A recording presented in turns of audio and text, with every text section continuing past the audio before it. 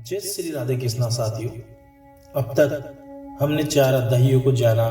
आज हम 5वें अध्याय का प्रारंभ करेंगे। आपके द्वारा सभी वीडियो पे दिए गए स्नेह के लिए आप सभी का आभार। आइए 5वें अध्याय को शुरू करते हैं। अर्जुन उवाच। अर्जुन बोले, हे कृष्ण, आप कर्मों के सन्यासी की और फिर कर्मयोग की प्रशंसा करते हैं, इसलिए इन दोनों में से जो एक मेरे लिए भली भांति निश्चित कल्याणकारक साधन हो उसको कहिए। श्री भगवान बोले, कर्म संन्यास और कर्म योग ये दोनों ही परम कल्याण के करने वाले हैं, परंतु उन दोनों में भी कर्म संन्यास से कर्म योग साधना में सुगम होने से श्रेष्ठ है। हे अर्जुन, जो पुरुष न किसी से द्वेष करता है और न किसी की आकांक्षा करता है, वह कर्मयोगी सदा सन्यासी ही समझने योग्य है, क्योंकि राग द्वेषादि द्वंद्वों से रहित पुरुष सुखपूर्वक संसार बंधन से मुक्त हो जाता है। उपयुक्त संन्यास और कर्मयोग को मूर्ख लोग पृथक फल देने वाले कहते हैं, न कि पंडित जन, क्योंकि दोनों में से एक में ही भी सम्यक प्रकार से स्थित पुरुष दोनों के फल स्वरूप परमात्मा को प्राप्त होता है। ज्ञानियों के द्वारा जो परम धाम प्राप्त किया जाता है वह कर्म योगियों द्वारा भी वही प्राप्त किया जाता है। इसलिए जो पुरुष ज्ञान योग और कर्म योग को फल स्वरूप में एक देखता है वही अर्थात। परंतु हे अर्जुन, कर्म योग के बिना संन्यास अर्थात मन, इंद्रिय और शरीर द्वारा होने वाले संपूर्ण कर्मों में कर्तापन का त्याग प्राप्त होना कठिन है, और भगत स्वरूप को मनन करने वाले कर्मयोगी परम ब्रह्मा परमात्मा को शीघ्र ही प्राप्त हो जाता है। जिनका मन अपने वश में है, जो जितेंद्रिय एवं विशुद्ध अंतःकरण वाला है और संपूर्ण प्राणियों को आत्मरूप परमात्मा ही जिसका आत्मा है, ऐसा कर्मयोगी कर्म करता हुआ भी लिप्त नहीं होता। तत्व को जानने वाला सांख्य योगी तो देखता हुआ, सुनता हुआ, स्पर्श करता हुआ, सूंघता हुआ, भोजन करता हुआ, गमन करता हुआ, सोता हुआ, श्वास लेता हुआ, बोलता हुआ, त्यागता हुआ, ग्रहण करता हुआ तथा आंखों को खोलता और मूंदता हुआ भी सब इंद्रियां अपने अपने अर्थों में बरत रही है। इस प्रकार समझकर निसंदेह ऐसा मान कि मैं कुछ भी नहीं करता हूँ। जो पुरुष सब कर्मों को परमात्मा में अर्पण करके और आक्षेप को त्याग कर कर्म करता है, वह पुरुष जल से कमल के पत्ते की भांति पाप से लिप्त नहीं होता। कर्मयोगी ममत बुद्धि रहित केवल इंद्रिय, मन, बुद्धि, शरीर द्वारा भी आक्षेप को त्याग कर अंतःकरण की शुद्धि के लिए कर्म करते हैं। कर्मयोगी कर्मों के फल का त्याग करके भगवत प्राप्ति रूप शांति को प्राप्त होता है, और सकाम पुरुष कामना की प्रेरणा से फल में आकृष्ट होकर बनता है। अंतःकरण जिसके वश में है, ऐसा सांख्य योग का आचरण करने वाला पुरुष न करता हुआ और न करवाता हुआ ही 9 द्वारों वाले शरीर रूप घर में सब कर्मों को मन से त्याग कर आनंद पूर्वक सच्चिदानंदन परमात्मा के स्वरूप में स्थित रहता है।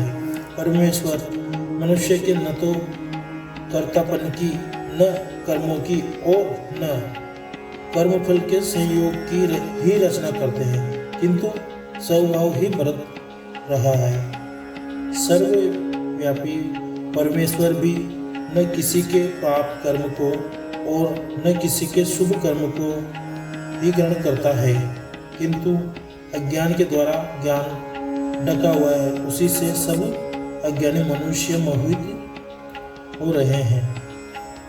परंतु जिनका वह अज्ञान परमात्मा के तत्व ज्ञान द्वारा नष्ट कर दिया गया है, उनका वह ज्ञान सूर्य के सदृश उस सच्चिदानंदन परमात्मा को प्रकाशित कर देता है, जिसका मन तद्रुप हो रहा है, जिनकी बुद्धि तद्रुप हो रही है, और सच्चिदानंदन घन परमात्मा ही जिनकी निरंतर एक की भाव से स्थिति है, ऐसे तत्परायण पुरुष ज्ञान के द्वारा पाप रहित होकर अनुप्रावृत्ति को अर्थात परम गति को प्राप्त होते हैं। वे ज्ञानी जन विद्या और विनय युक्त ब्रह्मांड में तथा गो हाथी कुत्ते चांडाल में भी समदर्शी ही होते हैं। जिसका मन स्वभाव में स्थित है, उनके द्वारा इस स्थिति अस्थमा में भी संसार जीत लिया गया है, क्योंकि सच्चिदानंदन परमात्मा निर्दोष और सम है। इससे वे सच्चिदानंदन परमात्मा में ही स्थित है।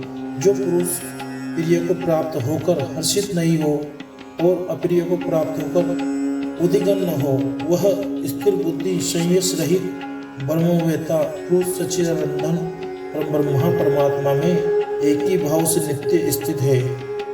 बाहर के विषयों में आक्ष रहित अंतकरण वाला साधक आत्मा में स्थित जो ध्यान जनित सात्विक आनंद है, उसको प्राप्त होता है। तदंतर वह सच्चिदानंदन ब्रह्मा परमात्मा के ध्यान रूप योग में अभिन्न भाव से स्थित पुरुष अक्षय आनंद का अनुभव करता है। जो ये इंद्रिय तथा विषयों के संयोग से उत्पन्न होने वाला भोग है, यद्यपि विषयी पुरुषों को सुख रूप भासते हैं, तो भी दुख के ही हेतु है और आदि अंत वाले अर्थात अनित्य है। इसलिए हे अर्जुन, बुद्धिमान विवेकहीन पुरुष उनमें नहीं रमता।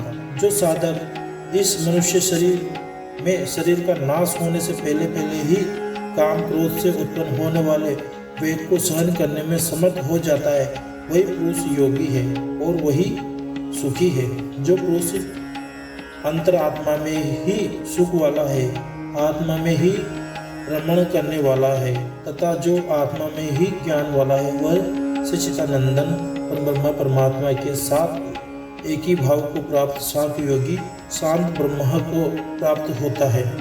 जिनके सब पाप नष्ट हो गए हैं, जिनके सब संयश ज्ञान के द्वारा निवृत्त हो गए हैं, जो संपूर्ण प्राणियों के हित में रत है और जिनका जीता हुआ मन विष्णु भाव से परमात्मा में स्थित है, वह ब्रह्मवेत्ता पुरुष शांत ब्रह्म को प्राप्त होते हैं। काम क्रोध से रहित जीते हुए चित्त वाले पर ब्रह्म परमात्मा साक्षात्कार किए हुए ज्ञानी पुरुष के लिए सब ओर से शांत पर ब्रह्म परमात्मा ही संपूर्ण है।